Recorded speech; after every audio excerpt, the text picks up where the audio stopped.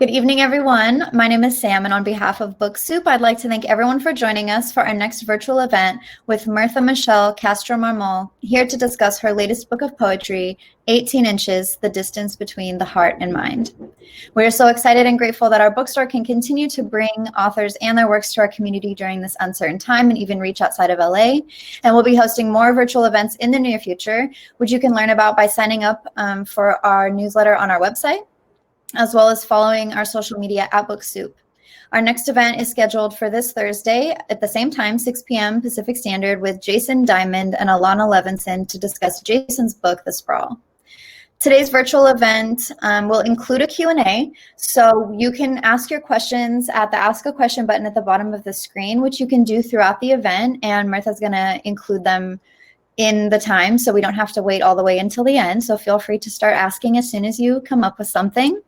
And if you see a question on the list that you'd like for her to answer, you can click the like button and it'll bump it up in the queue. And we will answer as many questions as time will allow. Also, please consider supporting our bookstore and our authors tonight by purchasing a copy of tonight's featured book, which you can do by clicking the green button right below the viewer screen. It'll redirect you to our website, and it won't interrupt the viewing. It'll open in a new link, so that is nice as well. And with that said, let me introduce our guest speaker for this evening. Mirtha Michelle Castro Mármol is a Dominican-born poet, author, actress, and artist. She was raised in Miami, Florida. She wrote her first poem at the age of 6, and since then, she cultivated a passion for poetry and the arts. Mirtha Michelle is the author of the hugely popular and best-selling poetry book, Letters to the Men I Have Loved, Elusive Loves, Amores Esquivos, and Letters to Women Like Me. With her books, she's been able to capture the first feelings of love and loss in a raw form that has allowed her to earn the hearts of many loyal readers. She's also active as a public speaker with engagements at colleges throughout the country. She currently resides in Los Angeles. And without further ado, I'm going to turn the camera over to Mirtha. Please sit back, relax, and enjoy the presentation. And Mirtha, just let me know when we're doing Q&A, I can come back on with my voice and read them for you. Hi, guys. Thank you so much for joining us this evening. It's 6 p.m. in Los Angeles, and I'm sure it's a little later for some of you guys. Thank you so much for joining. If you guys have any questions throughout this talk, feel free to press the Ask a Question button and type up your question. I'd love to hear from you, and you can communicate on the side where it says say something nice. Yes, only say nice things, please. I'd like to first start talking a little bit about 18 Inches. 18 Inches is a book that I waited a long time to write. And if any of you guys have began reading the book, you'll understand why. It is a special book because it is the book that I have been the most vulnerable with. And I revealed certain personal truths that I had in a vault. and I wrote this book during a time that I was going through a transition in which I was not only learning more about myself and my connection with the divine, the mind, the body and soul, and finding the balance between the three. It was also a time in which I had to face a lot of truths, a lot of circumstances and experiences that I had experienced. And you get that in this book. It's my most honest work. And it's a work that I feel that when I began writing it, I was a bit fearful of what people would think. I was somewhat afraid of being judged. But I put that fear aside because I understood that this book had a much larger purpose. So I would like to start by reading a bit of some of my favorite poems and pieces of some of my favorite chapters in the book. First of all, 18 inches is a concept that I learned from my father. It is the distance between the heart and the head. So every decision we make in our lives is based on 18 inches. If you walk your fingers from your heart to your head, the average distance in most human beings is 18 inches. For some people, it might be 17 and a half. For some people, it might be 18 and a half. The average distance is 18 inches. So when I learned this concept, which I give in detail the story of when I learned this, what happened exactly for my father to feel compelled to yell at me, 18 inches, 18 inches, 18 inches, it impacted me greatly, because up to then I had only been living my life making decisions with my heart. And to live a balanced life, you have to find the balance between those 18 inches. It can't just be all mind. It can't just be all heart. You have to find a balance. And in my opinion, that's where the soul steps in. So I will begin by reading the introductory poem of this book. If any of you have read my previous work, you might be a bit familiar with how I break down my books. And I love to place an intro poem that sets the tone for the entire book. This one doesn't have a title. It's just meant to set the tone. And it's about growth. When I asked for growth, why was I surprised that I was given rain? When I asked for friendship, why was I torn when the weeds were pulled from my flower beds? When I asked for courage, why did I fear when the day of battle came? When I asked for love, why did I cry when I had to face pain?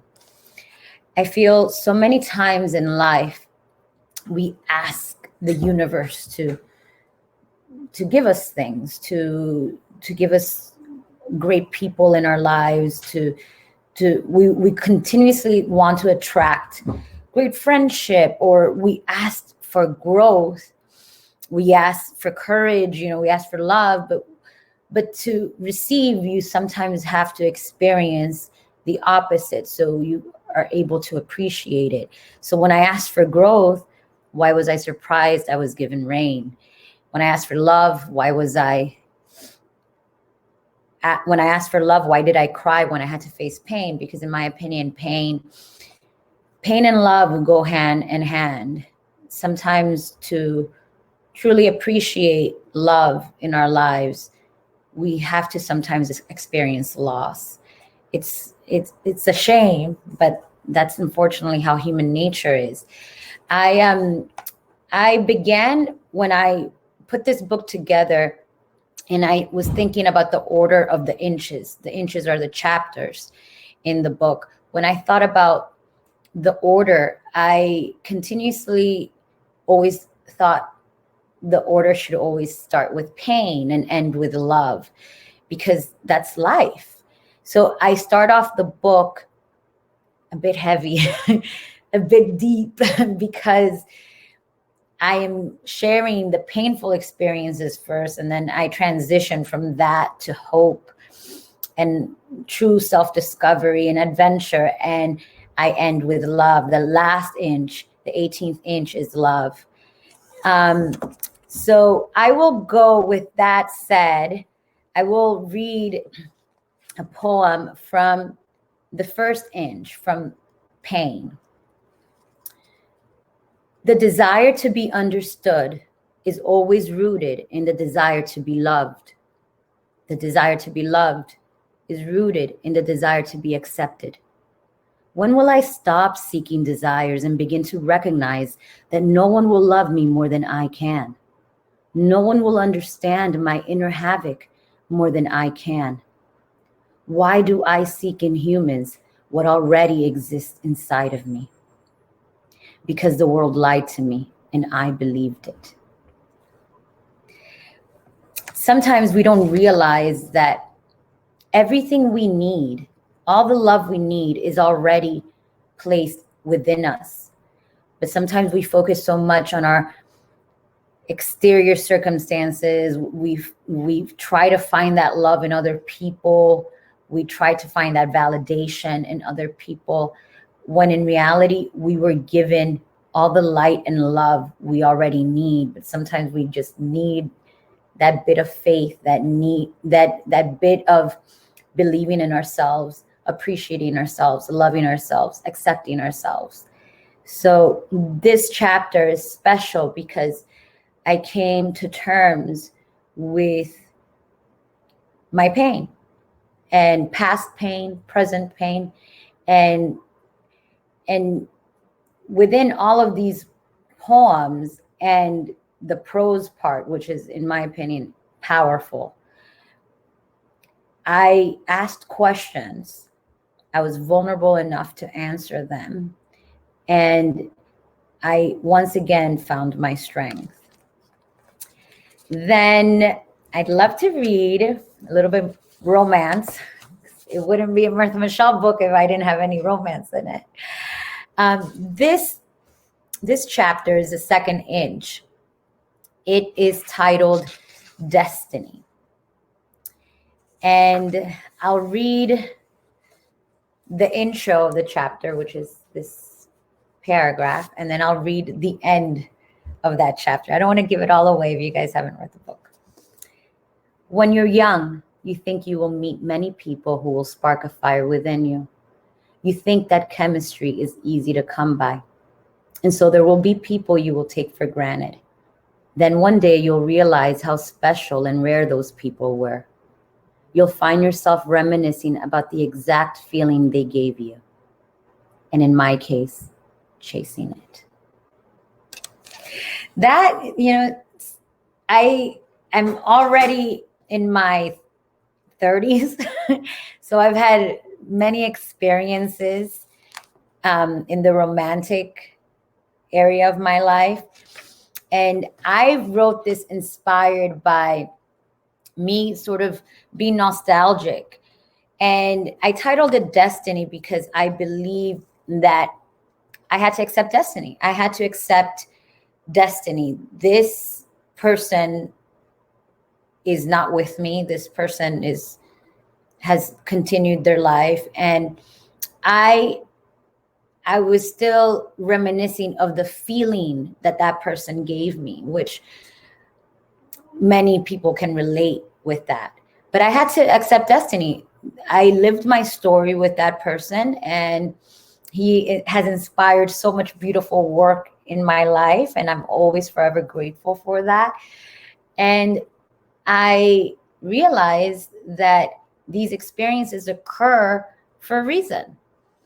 I was meant to understand that type of love, that type of chemistry. I'm lucky that I can say that I've experienced that. So many people haven't experienced that type of chemistry, that out of this world passion. And I can say I have. So I'm forever grateful for that. So I'll share a little bit about the end of that chapter because I want you guys to read the book. Sometimes I want to reach out. Sometimes I imagine him approaching me like dark dreams that live in light. Sometimes I wish I had been wiser and braver with him. Sometimes I wish I had never sacrificed my heart for pride, and now my nights wouldn't be lonely. On the contrary, they would be filled with him and his contagious laugh. Once again, I understand that it's too late, and I must live with the fact that he moved on, perhaps not knowing how deeply I loved him. He'll never know that our first kiss was what made me believe in soulmates, that before him, chemistry was only a subject. Such a strong connection can't ever be denied or forgotten. Meanwhile, I travel through cities, meeting new souls, living out adventures, and diving into new experiences, but still comparing what I felt with him to how I want to feel again.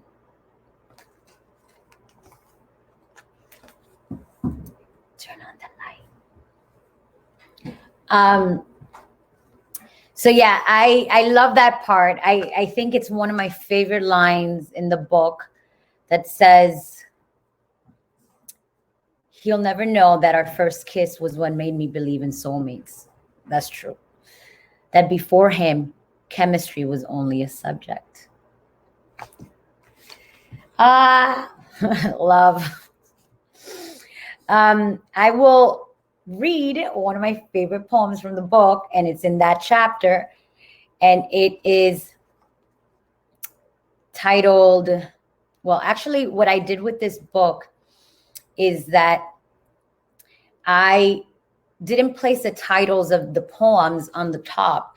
I placed them as a conclusion at the end of every poem. So this one is titled The Unexplainable Science of Missing Someone's Energy. I love this poem so much.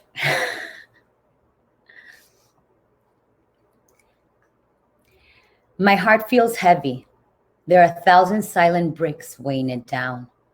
With my yearning, it is my soul yearning for him.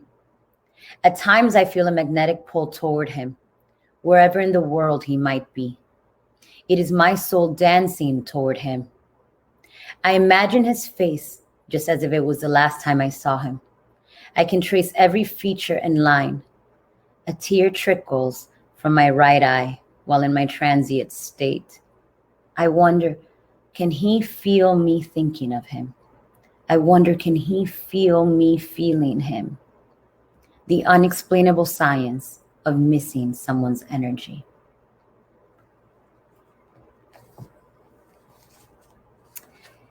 So now let's move on a bit from the romantic side of the book, and let's go a bit into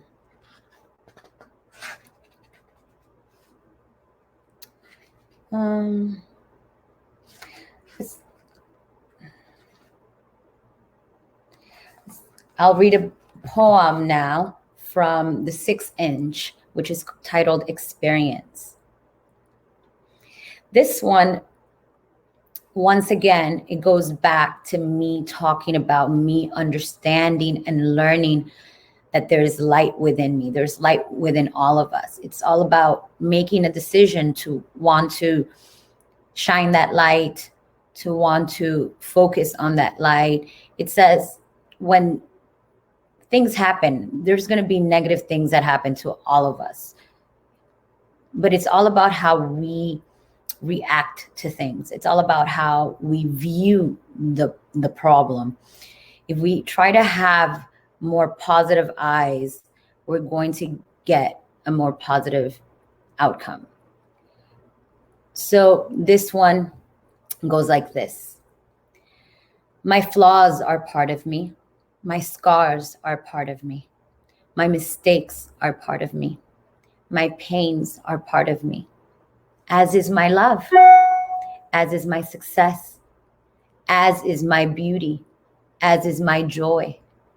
Why define my essence by one star when there's an entire universe already burning and shining within me? When I realized how bright I was.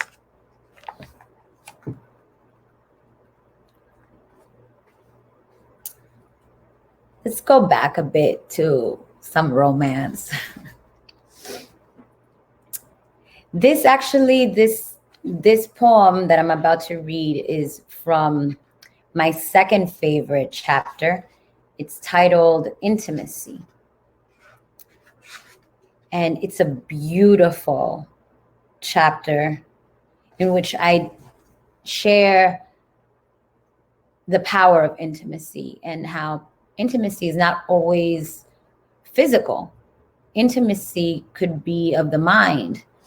You can share experiences with someone. You could have those long talks. You can connect with someone deeply and never touch them physically. And that's what I was trying to transcend in this chapter, how the bonds and the connections you make with people, that's true intimacy, not hooking up with someone necessarily. So this poem, I've shared it on social media, but I just love reading it. It goes like this. I miss loving someone so strongly that my breathing fails me. I miss those moments, silent but palpable. I miss when I'm known well enough to have my mind read. I miss living awake, because these days I only live asleep, dreaming of the beyond, escaping the routine. I miss those kisses full of madness, when you know that your lover's lips are more yours than his. I miss those days when I touched the sky, days that are now recorded in every joint of my anatomy. How to erase experience, how to erase the knowledge of something so unique and special, how to erase you from me when everything you are is mixed with mine. How does one erase experience? If you guys have any questions, make sure to write them and we'll get to those. I'll read a little bit from the chapter Identity, which I think is a special chapter. Identity is something that many of us sometimes have a hard time claiming, finding it, because it takes time. It's like purpose. Identity, we have to do a lot of inner work. At least for me, I had to do a lot of inner work so I could become so confident in who I was as a person that I was able to become firm in my identity. And when I open this book, I share in the introduction of 18 Inches that I wanted to write this book for a very long time, but I first needed to become firm in my identity. I needed to be sure of who I was. And I'll read you guys a bit of this chapter.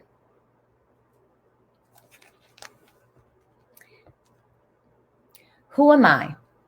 It's a question I have often asked myself. I found the answer through constant self-reflection, but I often struggle with the difference between who the world tells me I am and who I was created to be. The world has often been wrong when it has tried to define me, because material belongings and labels will never define me. My circle of friends, family, or my exterior appearance do not define me either. Still, many times I have allowed my value as a person to be calculated by the standards of the outside world. I've been fooled into thinking that accolades, recognition, power, and flattery can provide anything more than a temporary feeling of satisfaction. It seems that these are the only things the world is drawn to, which sadly leaves most people empty. After all, we live in a spiritually bankrupt society, one that values what you have over who you are. How do I navigate through this world yet not belong to it? How do I reject being defined by the enormous array of images we're constantly bombarded with by the media? How do I feel confident in who I am, stay strong, and not easily be shaken or broken? I have always found it amazing that people place such high importance on material things. When we pass, we can't take any of it with us. People think it is so important to be admired by strangers, yet when we pass, those people who said they loved us are quick to forget us. The world is fickle. People carry on such a relentless search for the next new thing because they lack a true identity. Many times I have succumbed to those feelings of insatiability, but to prove what? Every day the sun rises, the sun sets, the moon commands the tides. There's nothing on this earth that I can humanly do that will ever be the equivalent of those miracles. I find it hard to define myself by labels when they change constantly. Today, I am someone's daughter, but the day my parents pass on, who will I be? Today, I'm a writer, but if I stop writing, who will I be? Today, I might be someone's wife, yet if we separate, who will I be then? If I choose not to be defined by my accomplishments, then why should I allow myself to be defined by the ever-changing crowd of people around me? There are responsibilities that are attached to labels. Why not define myself by the only thing that I know doesn't change? The Creator's love. I believe we are all part of that same extension. It is part of our spiritual DNA. Consequently, if we strive for love at all times and in all roles, who we are will not change. I have chosen to live with the understanding that being loved means some sacrifices, but it also has countless wonderful attributes. I choose to be defined by love's attributes, and that will give me a firm identity based on truth, my personal truth. I try not to get too crazy spiritual and, in this book, because I believe everyone makes their own choices. And I want when people to read this for them to understand. And I placed a warning label on the first page that these are my personal truth. This is not factual. This is all based on my experiences and things that I've learned from in my life that I believe can help other people. So when you read this, I want you to receive it with an open heart. And if you receive something that's positive, great. If something you don't agree with, well, it's my experiences. But yeah, I believe that we are constantly trying to prove ourselves by because of the people around us, because of what society expects from us. We're constantly sort of juggling with what the media puts out there, what we see on Instagram, and it creates a lot of self-confidence, when in reality, if we were able to focus on the one thing that doesn't change, if we were made by love and our attributes can be love, we should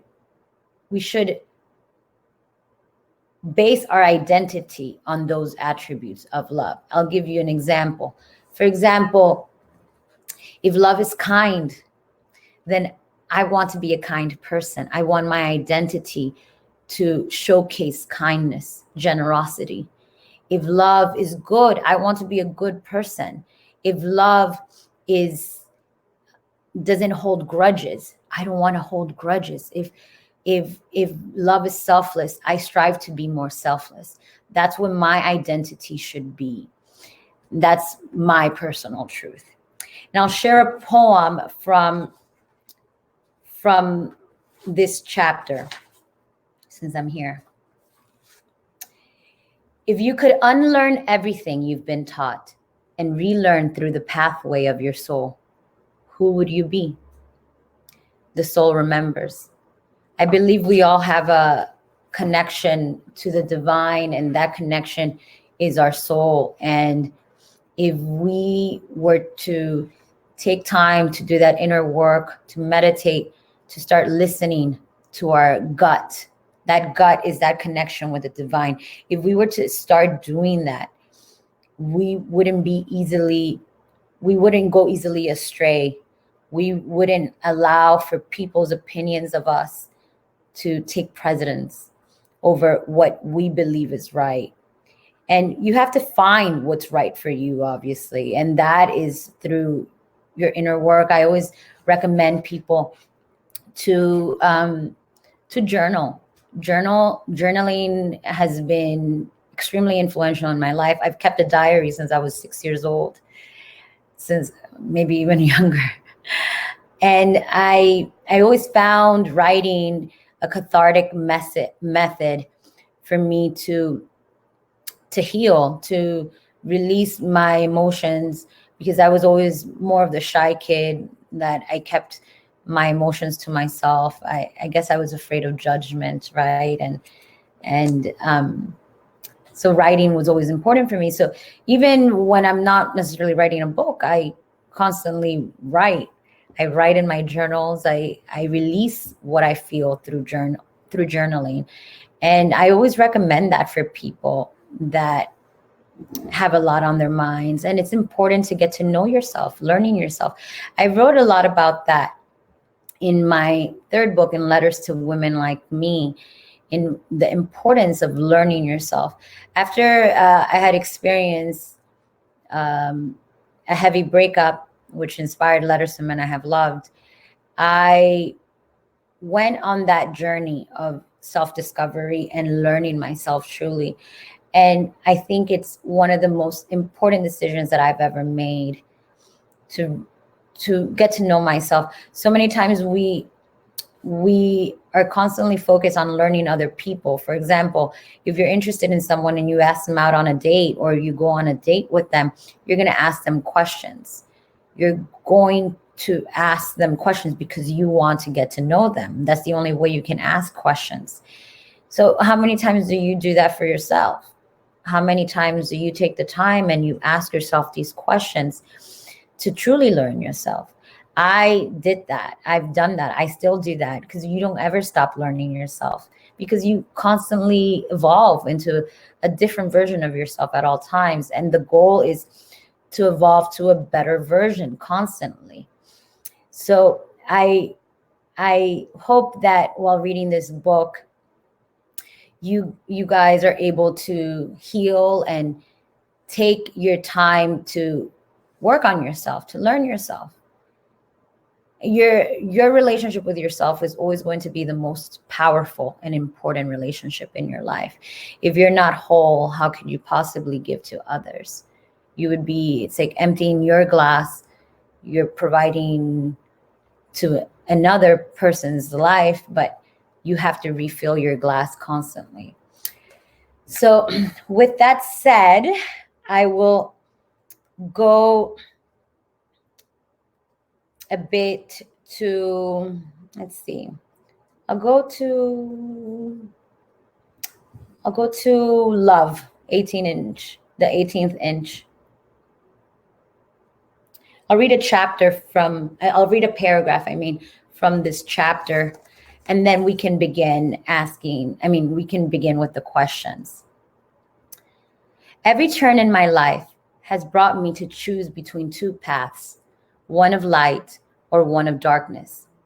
If I'm touched by love, which is the light of the world, how can I ever choose a path of darkness? I don't need to be reminded of my character defects. That would only serve as an excuse to deny the person I was created to be. In order to excuse my shortcomings, many times I have said to myself, I am only human. Yet I am a human being with knowledge of love and how to love. Because I have this knowledge and understand the power of love, I must choose accordingly. Each day, I must choose to walk in a path of love. I must allow love to show me its many faces, its kindness, its empathy, its patience, its gratitude, its truth, and its forgiveness. I decided I must continue to push forward despite the disappointments, losses, and pains life's journeys will bring. I choose love, and I will allow anything that springs from my life to be a testament to that love. It is a love that has the power to change the human heart and engage the human spirit. It possesses the strength to influence and renew the human mind. Since an early age, I have prioritized romantic, passionate love, the we can't live without each other type of love. Although I still deeply desire to experience love like that again, I understand that the truth and wisdom of a universal love supersedes all other types. It's as if all the variations are the fruits of one specific tree. And for many years, I only tasted several of those fruits, but never fully understood the tree which they grew. When I became more desirous of personifying unconditional love, an incredible amount of peace came into my life. That's when I learned to surrender to the Creator's love, a perfect love in which fear does not abide.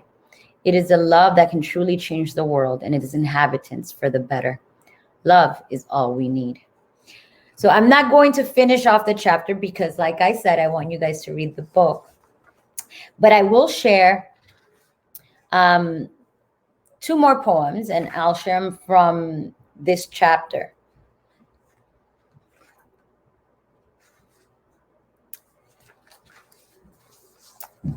This one is titled Resurge in Me. Love is a resurgence of memories every day. Once those memories fade, the love will begin to subside. I hope you resurge in me the rest of my days. I don't want to forget your eyes and how they look at me, your strong arms cocooning my body, your half smile you love to hide, and the way you run your fingers through my hair. Resurge in me like deep ocean waters in a storm. Resurge in me like the burning fire of 1,000 suns.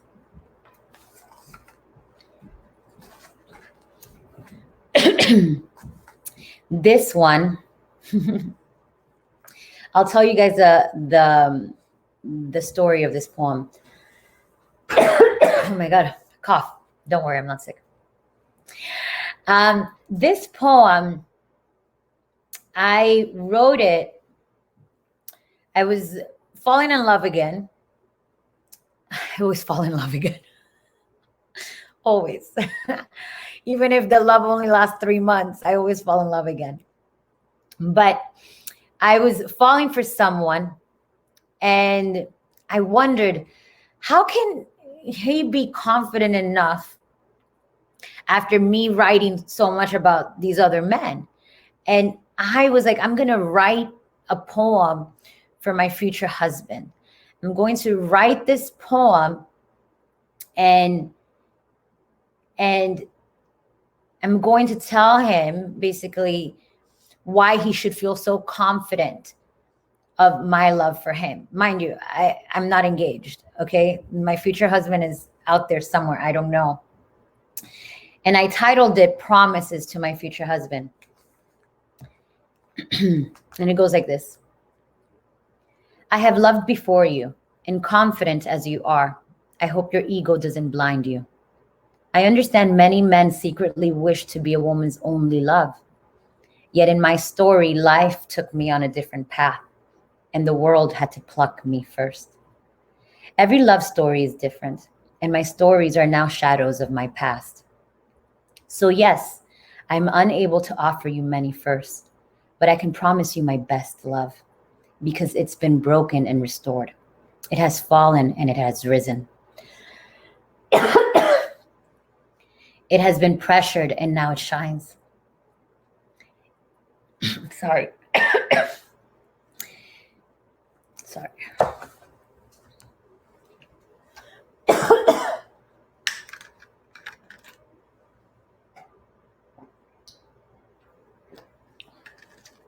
Oh my God. Sorry, guys. Okay. Okay. Should I start over? By the way, I have someone here, my assistant, so I'm not looking into space. Okay.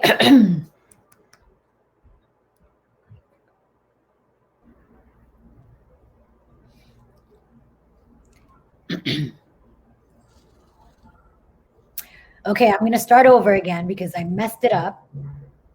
So it goes like this. I have loved before you and confident as you are. I hope your ego doesn't blind you. I understand many men secretly wish to be a woman's only love. Yet in my story, life took me on a different path, and the world had to pluck me first. Every love story is different, and my stories are now shadows of my past. So yes, I am unable to offer you many firsts, but I can promise you my best love, because it's been broken and restored. It has fallen and it has risen. It has been pressured and now it shines. It has walked on broken glass and endured. That journey has brought me to your soul. So yes, I have loved before you, but none compares to you. You are far better than my first, because you are my once in a lifetime perfect love. hopefully that will make him feel really good and not care that I wrote about all these other guys. So let's go to the questions. We could talk a little more. Let's see. Mirtha, do you want me to read them to you? Yes, sure. Okay. So one, I want to really quick. Well, actually, I don't know. Sorry. Kimberly, your question, I don't know which poem that was about, if that was about the one she just read or not. So if you want to clarify, I'll get to that one later. So first question, would you say that you've achieved the balance between heart? Those are beautiful poems, by the way. Sorry, I just interrupted myself, but those were wonderful. Thank you for reading so many. So would you say that you've achieved the balance between heart and mind, or is that always a work in progress, do you think? I think that it's always a work in progress. I think what I have achieved is awareness. I'm constantly aware of my decisions now and the consequences of those decisions. Yeah. And prior to making those decisions, I try to find that balance. I try to initiate that inner conversation with myself, and I ask what's right for me, and I take the experiences from my past and those lessons, and I try to apply them for current circumstances. And but yeah, I think that it's always a work in progress. I know that I'm going to continue learning and continuing discovering certain aspects of myself, of my soul. But I definitely know that I am in a more balanced position than I was when I learned the concept of 18 inches. Mm-hmm. That's great. This one's from Adriana. After your experiences, are you currently looking for love, or do you think it'll find you? How would you describe your love life? Dating is hard these days. I need all the advice.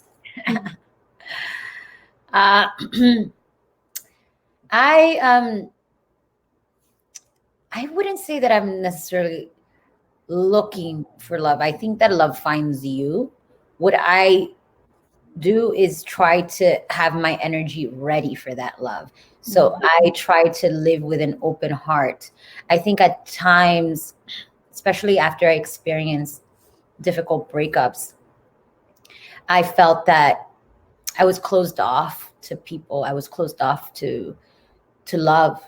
I didn't think I was, but actually I was closed off. I wasn't allowing people in, and because I had the fear of being hurt again. And then I realized if you don't take the risk, there's no reward, right? And I had to just put myself out there again and be open. I think dating is a bit hard in Los Angeles. I live in LA, in which I feel there's more quantity than quality, and there's not as it's not easy to find people that are on the same page as you. And I take that, with a grain of salt. It's like I've had my moments in which I'm not actively trying to date, and then I'm in a place right now that I am dating. I am exploring people and falling in love again. So I'm open. Have I met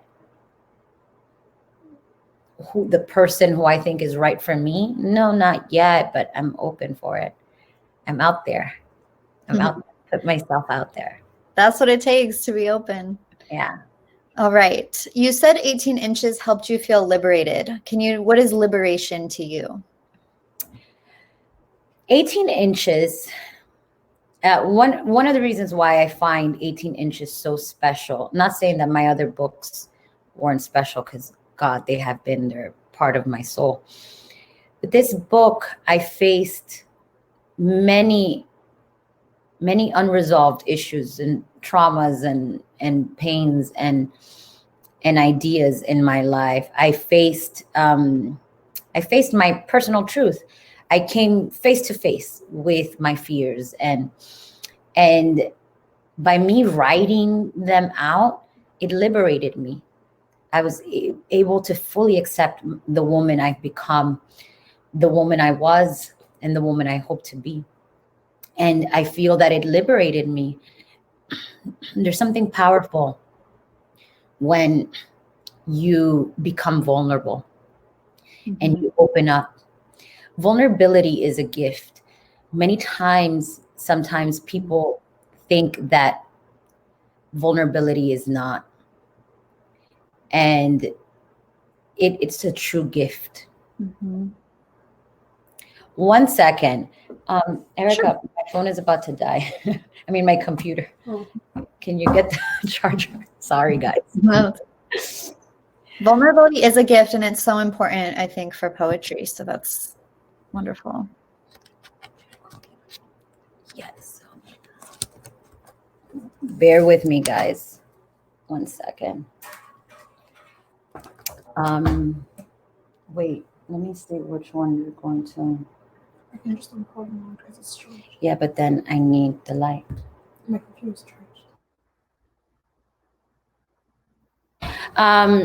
Next question. Yes. So Jen is asking, are you still hopeful for love? You might have answered this already, kind of, but do you believe there's another soulmate after you found it before? I believe we have many soulmates, and soulmates are not just romantic soulmates.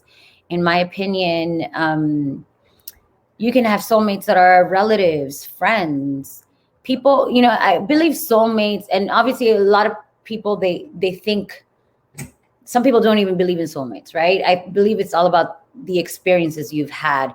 I believe soulmate relationships are connections that you have with other human beings, with other souls. And I think you can be deeply connected with friends and family members and just people that come into your life, and not just romantic. And I think that we can have many soulmates, many connections. Just because you have a connection with someone, you have a soulmate connection with someone, and you guys don't end up together, doesn't mean that you can't possibly meet someone else that you can have a deep connection with. I have faith that I'm going to, you know, experience that kind of love again. I have so much faith that my next love is going to be bigger than my last. That's how I look at it. Mm-hmm. And I am hopeful. I always tell people, you have to have hope. If you just live your life without hope, it's like living your life without purpose. It's like living your life without expecting that good things are going to happen. It's just like you could be alive, but if you're not fully living, it's like you're dead inside. So I try to inspire people to fully live their lives and to live in the present, and and to have hope. Mm-hmm. So I definitely believe that my next love is going to be more bomb. It's going to be better. Can't wait. I'm always looking forward to that. This one's from Nina. Do you have any advice for aspiring writers who want to write a book one day? Oh, I have a lot of advice, and we're actually we're supposed to do an MMCM creative workshop back in March, but COVID hit, and that changed the plan. So now we're going to do a virtual creative workshop coming really soon. So where I can go in detail and share all the things that I've learned. But for now, I'll tell you the best advice. I'll tell you, if you want to be a published poet, or just if you want to put your writing out there, just believe in yourself. Believe in yourself. I think that being a creative, choosing a field in the arts, career in the arts, it always comes with so much passion, but then it also comes with so much uncertainty. And I've battled through all of that, and I still do. It's like sometimes I'm like, why didn't I just choose to get a real job, like a 9 to 5, you know? No, but I pursued my passions, right? And here we are. I think the the importance is that you have to always remember why you chose to go in that path, and always love it, because sometimes the disappointments you can experience in a creative field can deter the choices you make for your future. And I think that the important thing is to keep pushing and believe in yourself, because sometimes other people won't believe in you, but you have to believe in yourself. It's like when I began showing people that I'm a writer and that I'm a poet, I started sharing it, and not everyone knew that side of me. A lot of my close friends, they just thought that I was an actress, that was my passion, my only passion. And in reality, I have many passions. I have certain passions that I still haven't revealed to the public, to my friends.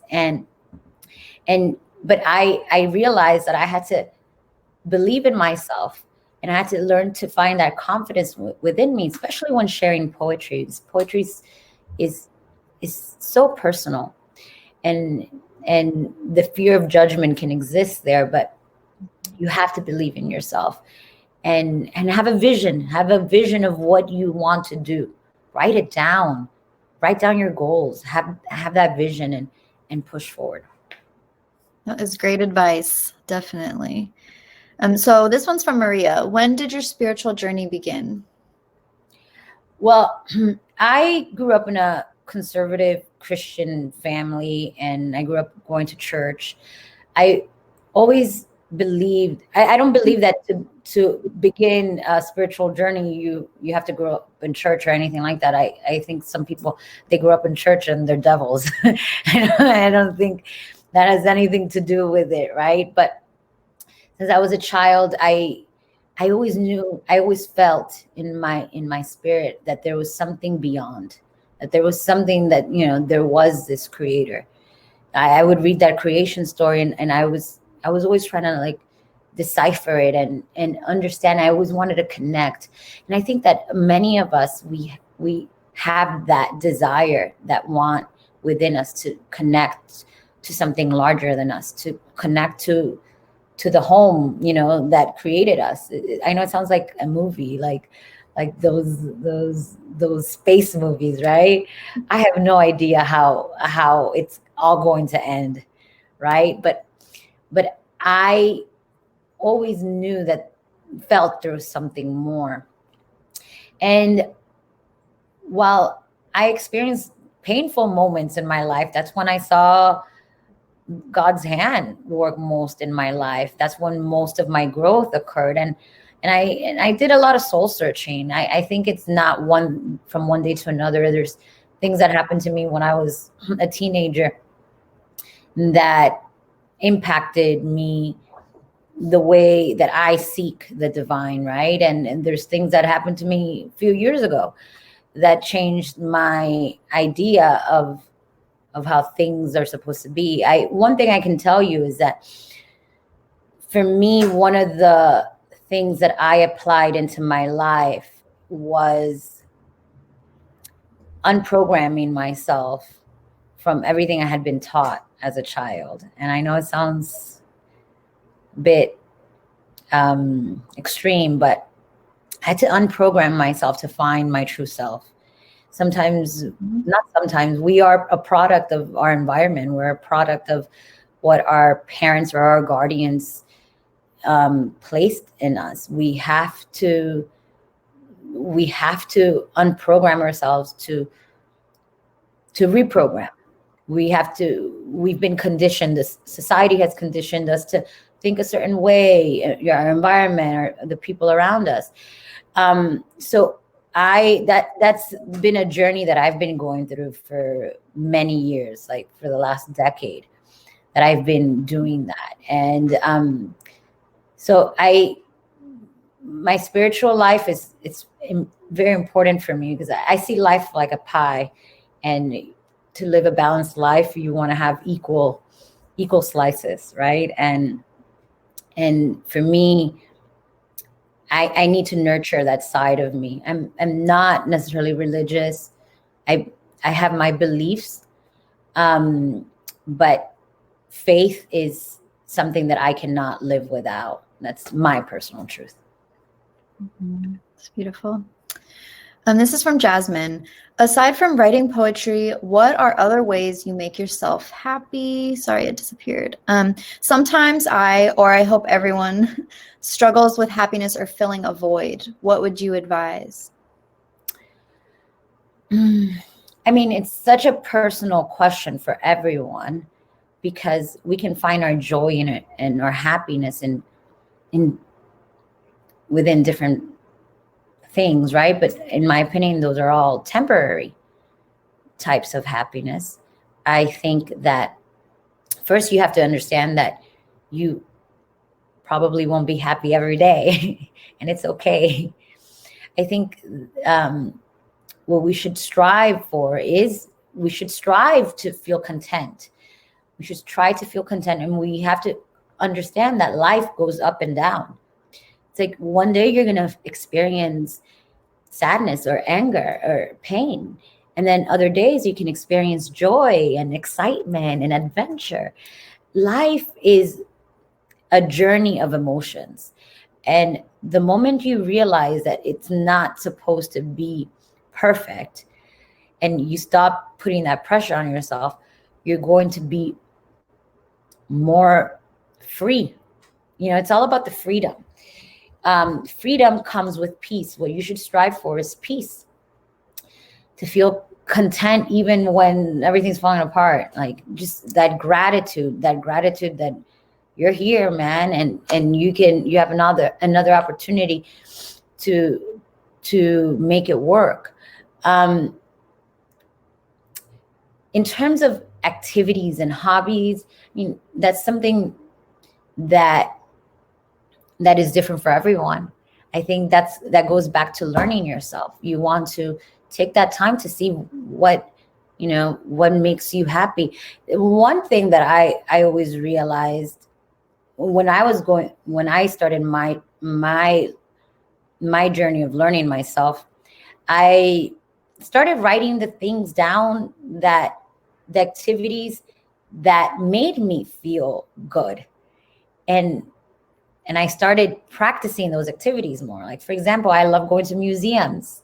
I can't go to them right now because of COVID, but guess what? I'm signed up to almost all the museums that I love online, and they have all of these virtual experiences still. I love knowledge. I love to learn. I love to travel. So I made it a point. These are the things that I love, and I'm going to work so I can do these things. There's a lot of things that I love, but you have to figure out what works for you. And that all goes back to learning yourself, taking that time to really learn yourself. Man, paper and pen, write it on your notes of your phone. Have that time for yourself. That's self-care. That's true self-care. Having time for yourself and for your thoughts. That's a great answer. Journaling is life-saving. Life-saving, yes. You need to release it. Yes, exactly. Don't store it in your body. From Kimberly, how has your culture and worldview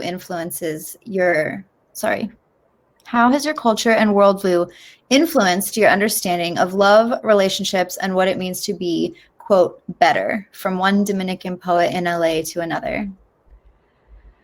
Well, my culture has influenced me greatly. I first of all, I love being Latina. I love the culture that I was raised in. I love being Dominican. It's like the first thing that comes out of my mouth when I meet someone. It's although I wasn't raised in Dominican Republic, I was raised in Miami. I still was lucky enough to experience Dominican Republic every summer as a child, and I take that with me wherever I go. It doesn't matter where in the world I might be. I am so proud of where I come from. I would say my culture has influenced me deeply when it comes to my work because of the passion involving words. And, one of my favorite poets is Pablo Neruda, who is a Chilean poet, and he wrote all of his work in Spanish. So I'm thankful that I speak Spanish and that I learn how to read and write Spanish first. So I'm able to really understand how beautiful his poetry is. And the Spanish language is just stunning. And so I think my culture has definitely influenced my work heavily. The passion involved. Yeah. Beautiful. Why is honesty so important in poetry? Poetry is the art that speaks the truth, because it speaks from the heart. If it speaks the truth of the poet, it's not, you have to always remember that truth and facts are different. A poet can tell a story, can tell one side of the story, but that is the poet's truth. Like how 18 inches is full of my personal truths. I'm not a psychologist. I'm not a doctor. I can't use science to back up my theories. I am a flawed human being who has experienced things and has done work and shared it in the form of poetry and prose.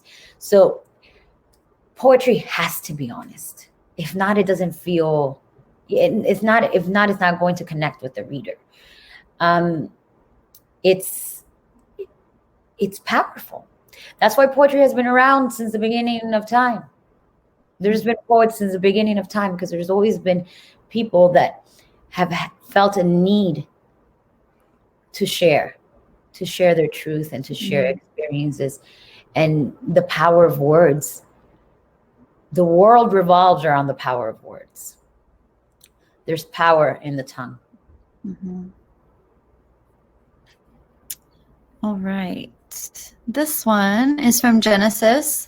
Out of all 4 books, which might be hard to pick, which one is the one that hits so deep or hit home more than others? I don't like choosing. It's like choosing between your kids. I think, obviously, Letters to the Man I Have Loved is like a specific time in my life. I don't think I could ever write Letters to the Man I Have Loved again. It was the book that was specifically for a time in my life, and it was raw. It was extremely raw. It wasn't even really edited. It was just like, I'm putting it out there. And but 18 inches is deep, because it is like taking it up another level. It is deep because it is not just about loss and romance, but it's also other types of loss. It's growth. It's like the full circle of what I began with Letters to the Man I Have Loved. That's why this is the last of that series. And it's deep. Yeah, so I would have to say 18 inches. 18 inches is extremely special. Plus, I'm being the most vulnerable I've ever been in this book. Mm. That's why I keep saying it's my best work. Mm-hmm. It's beautiful. Well, we are at an hour. We don't have any more questions, but we do have a few things from people that I'd like to share with you. From Maho, we have, it's not a question, but I just want to say thank you for opening up about your traumas and for being vulnerable. I appreciate you for being so raw. It's helped me have those uncomfortable conversations. Te aprecio. And from Kimberly, we have another thank you for providing this platform to interact and become vulnerable through your poetry. And yeah, that's a beautiful way to sum everything up. Mirtha, did you have anything else you wanted to share?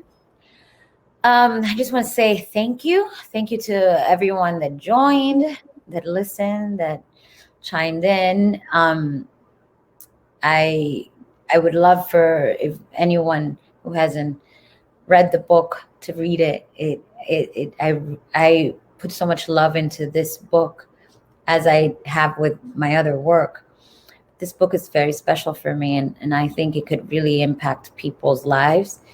And maybe you're not in that place to read it now. Maybe your life is like happy and dandy and you don't even care to read a book right now. But if you do know of anyone that this book could impact and edify, then share it with them. Spread the word. And just thank you for supporting me. Thank you. Yes, and thank you everyone for joining us. And thank you, Mirtha, for joining us with partnering with the Independent Bookstore. Everyone, please, like Mirtha said, get your copy. You can get it at the green button below. And you might not feel like reading a book right now, but sometimes books are the most healing thing. So it has been a rough year, and getting lost in some poetry is exactly what most of us could use right now. So thank you again for joining us, and we'll see you next time. For having Thank you, everyone. Have a wonderful night. Bye. Bye.